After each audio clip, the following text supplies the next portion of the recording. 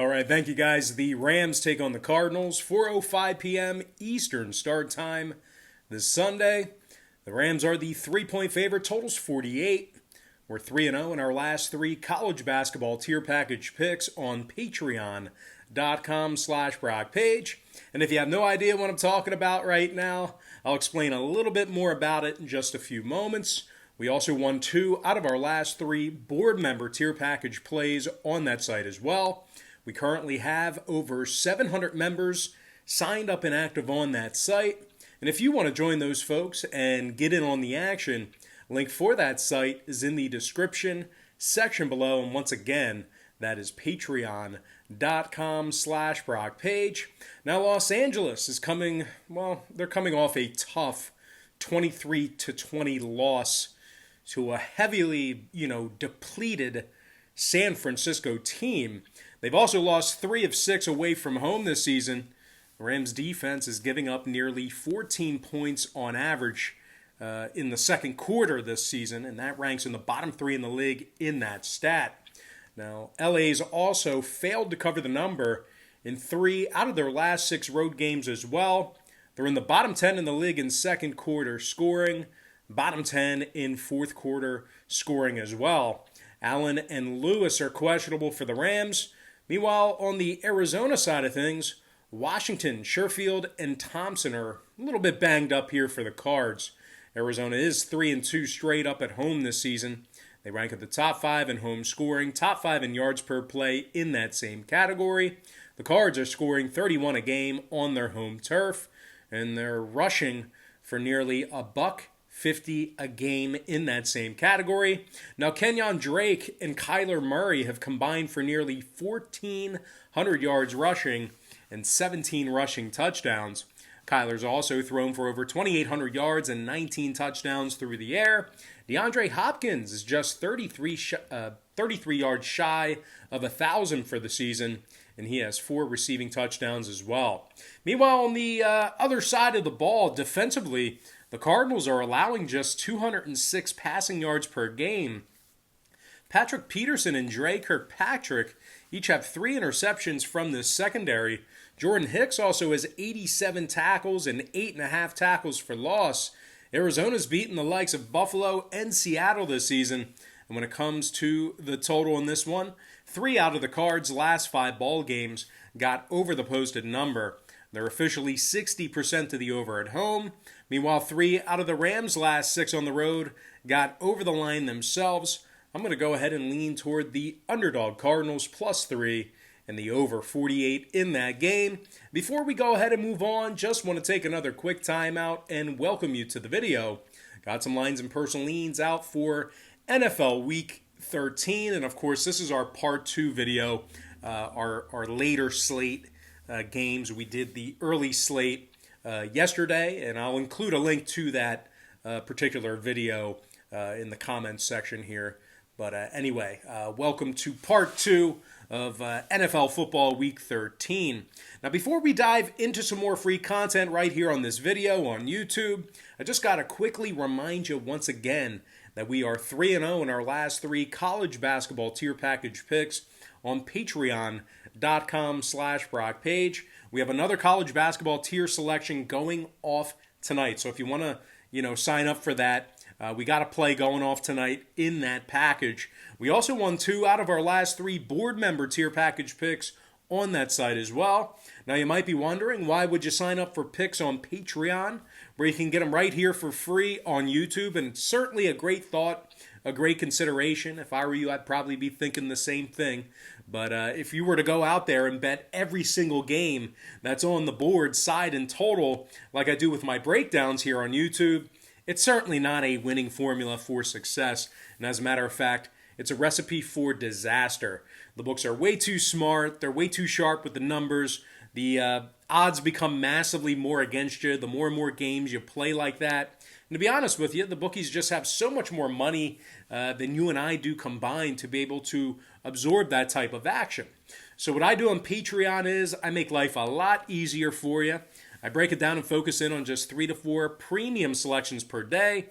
They're my personal plays, games that I personally have action on.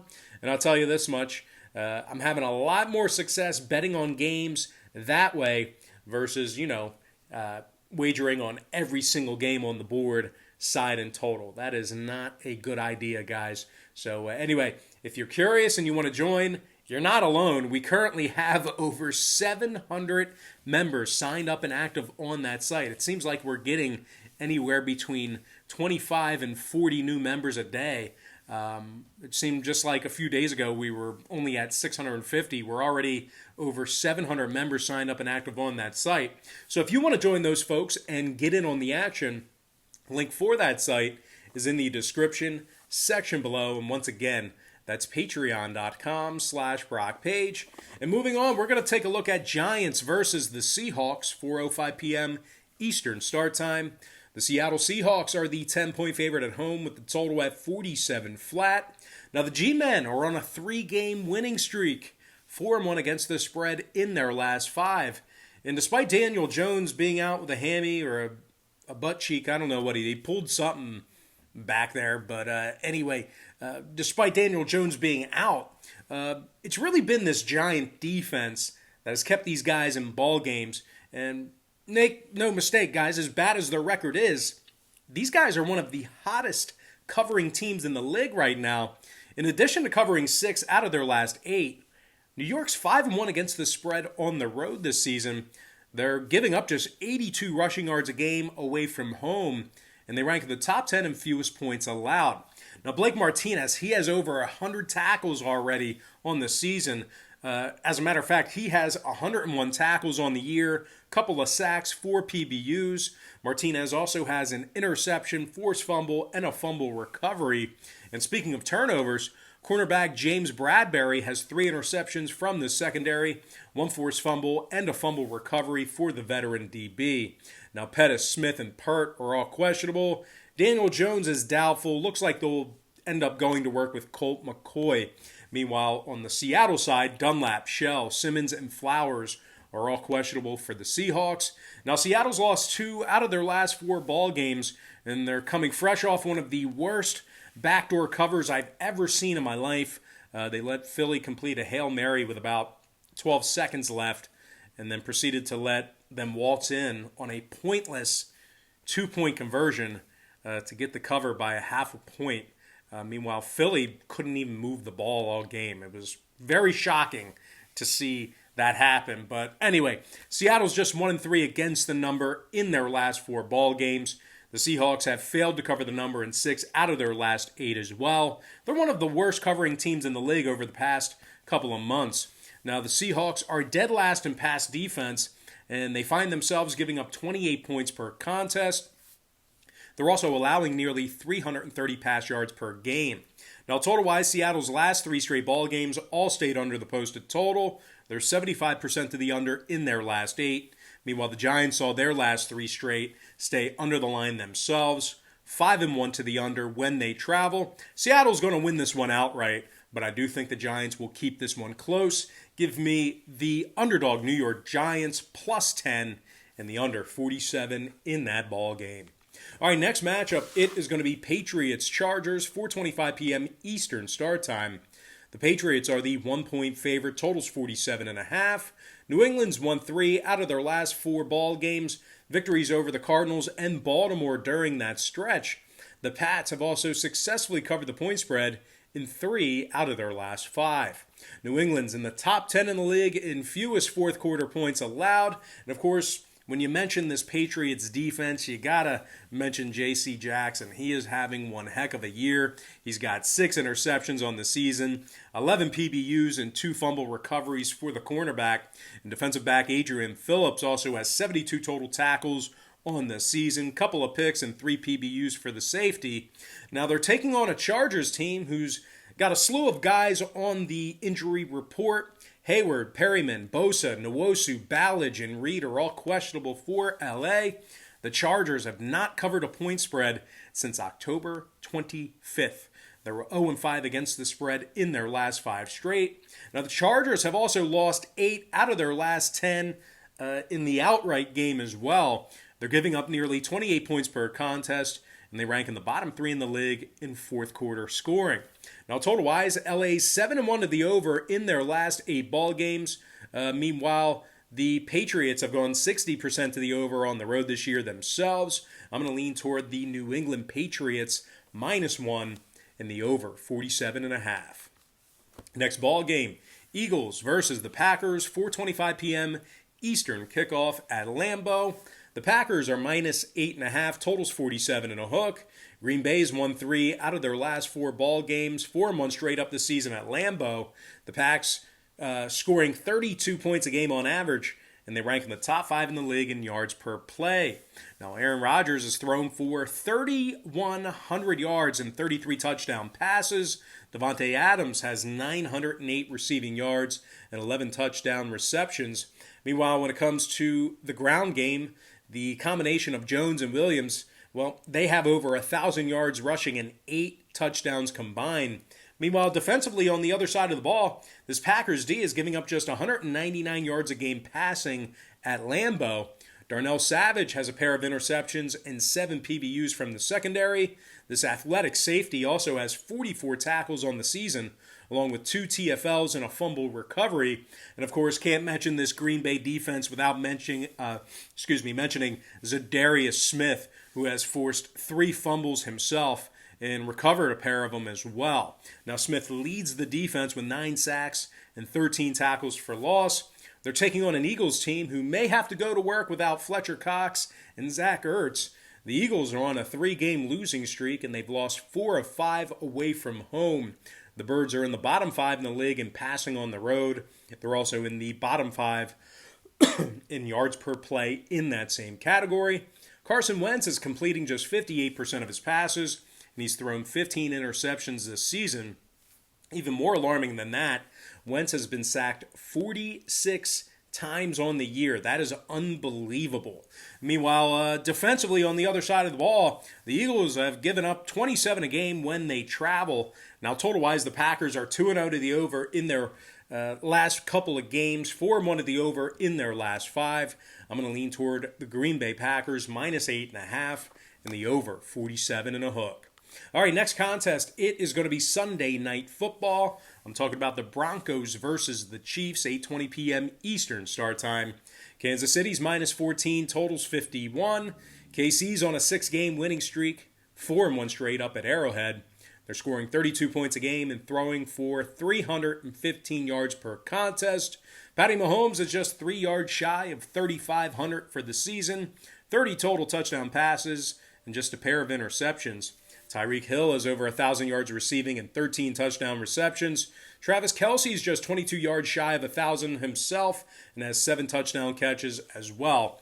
Meanwhile, defensively on the other side of the ball, the Chiefs are giving up just 21 points a game. That's certainly enough to help them win, considering the Chiefs' offense just scores so much. So anyway, the Chiefs are giving up just 21 points a game. Tyrann Mathieu and Dan Sorensen each have 3 interceptions from the secondary.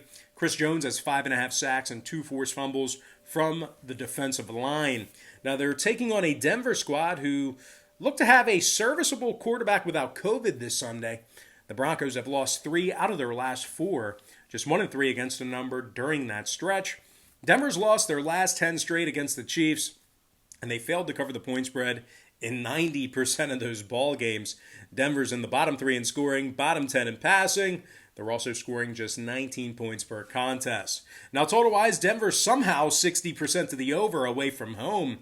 Meanwhile, the Chiefs on the other side saw 2 out of their last 3 get over the line themselves. 60% to the over at Arrowhead as well. Give me the Kansas City Chiefs -14 and the over 51. All right, next matchup. It is the first of a Monday doubleheader. I'm talking about Washington versus Pittsburgh, 5 p.m. Eastern kickoff at Heinz Field.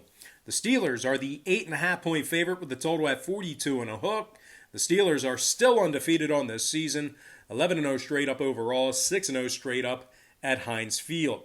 Having said that, though, the Steelers have failed to cover the point spread in 2 out of their last 4 ball games, and those failures to cover came against the Cowboys and the Lamar